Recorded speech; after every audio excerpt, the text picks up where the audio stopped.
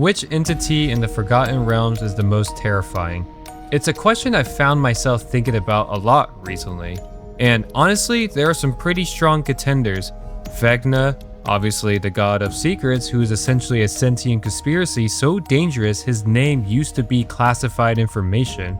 Asmodeus, who's less of a villain and more of a system, a force that traps souls in bureaucratic damnation for eternity. Baal, the Lord of Murder, whose death cult was so cosmically destabilizing that killing him literally broke reality for a while. And most of the time when this debate comes up, those are the names people reach for, which fine, I get it. But the longer I've spent with the lore, the more convinced I am that the most disturbing entity in D&D isn't the most powerful one.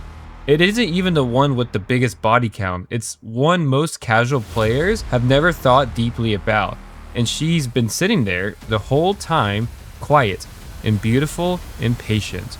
Her name is Loviatar, the Maiden of Pain, and I think she's the most psychologically terrifying figure in the entire Forgotten Realms. And not because she could destroy you, but because of what she'd rather do instead. Let me explain why. She looks like this, slim, beautiful, black hair down to her thighs, usually dressed in black leather or icy white robes, lined with scarlet silk. She moves the way someone moves when they know you're watching. When she shows up in her own seasonal rituals, a moment in the lore called the Rite of Pain and Purity, where her clergy dances on broken glasses and barbed wire while being whipped by higher-ranking priests, she can appear at the center of a blood-red cloud above the ceremony to express favor, or give instructions, or just let her people know she's watching. And I want you to sit with that image for a second before we go anywhere else, because I think it matters. She's not grotesque, she doesn't announce herself with horns or claws or the visual grammar of monster designs. She looks like someone you might trust, someone you might want to impress. That gap between what she looks like and what she actually is the whole point.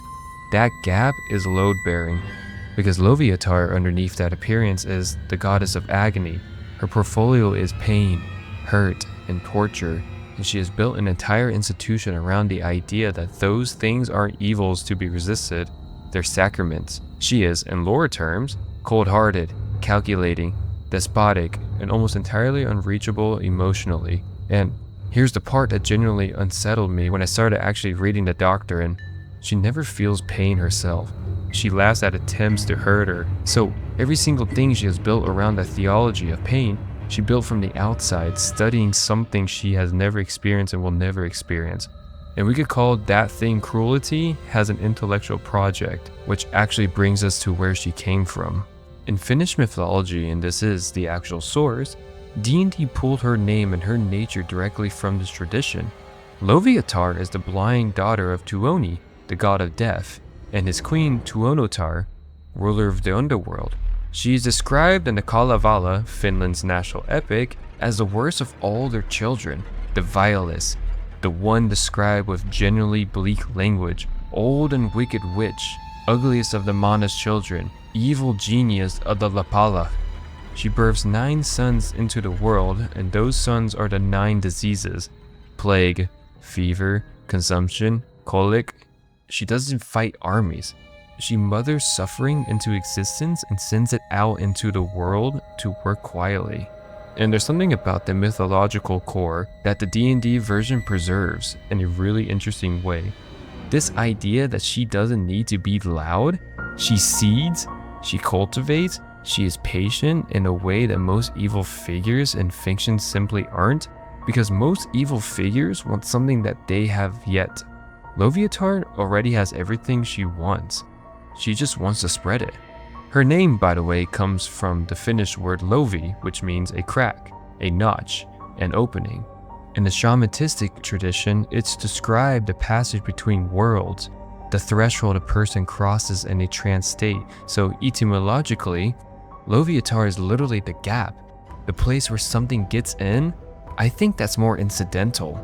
So we have the appearance, the origin, the basic profile. Now I want to talk about the Doctrine, because this is where I started to really feel uncomfortable in a way I wasn't expecting. The theology of Loviatar teaches this: the world is filled with pain and torment. and the best you could do is suffer the blows that can't be avoided and deal as much pain back as you can to those who offend you.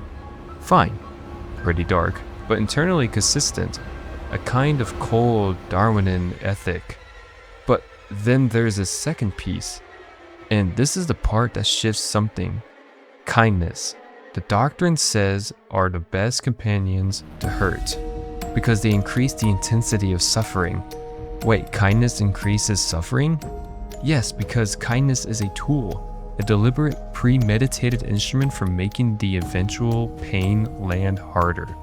Her clergy are trained accordingly.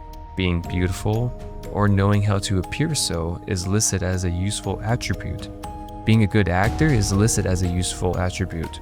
But the most valuable skill a follower of Loviatar can develop, and I'm paraphrasing directly from the Doctrine here, is understanding the nature of people well enough to know exactly how to cause them the most pain and manipulate them towards that end. So the weapon isn't the whip. The weapon is knowledge of you specifically. And I think that's actually the philosophical core of what makes her distinct from every other dark deity in the setting. Asmodeus wants your soul locked in a contract. Baal wants you dead. Loviatar wants something more personal than either of those things. She wants to understand you, like really understand you, your fears, the specific texture of your loneliness, and then she wants to use all of that against you, carefully, over time, with kindness carefully placed in between. There's a concept of psychology that I keep thinking about as I was researching this. Trauma bonding, sometimes called Stockholm Syndrome in its most extreme form. Though that term is actually contested and reductive, but the underlying mechanism is real and well documented. What happens in cases of prolonged abuse or captivity is the brain starts to associate the source of pain with the source of relief, because the abuser is usually the one who decides when the pain stops. They control both ends of the cycle. And over time, the emotional wiring of the victim generally struggles to separate the two. Attachment and fear fuse. The person doesn't just endure a situation. In some documented cases, they defend it. They return to it voluntarily. They describe the abuser with what looks from the outside like love. Loviatar's Doctrine describes this mechanism in theological language. Kindness are the best companions to hurt. Visit pain in a kind, tender way that makes them seek it. This is a designed psychological outcome being codified as spiritual instructions. And the reason that disturbs me more than any straightforward violent deity in D&D is that straightforward violence at least announces itself. You know what it is. This is something else. This is a system built to be mistaken for love. Built to make the person in the cycle feel, genuinely feel, that they want to be there. Now before we close this out, and I've been going back and forth on whether to include this part, I want to note something about who her church actually recruits, because it's not who you might expect. The Church of Loviatar is strongest and large, wealthy, decadent cities. Newcomers are often recruited from the bored and wealthy, in places where the authorities are tolerant of, quote, degenerative activities. So it's not primarily a faith of the desperate, it's a faith of the comfortable. People with options, people who could go anywhere and choose this.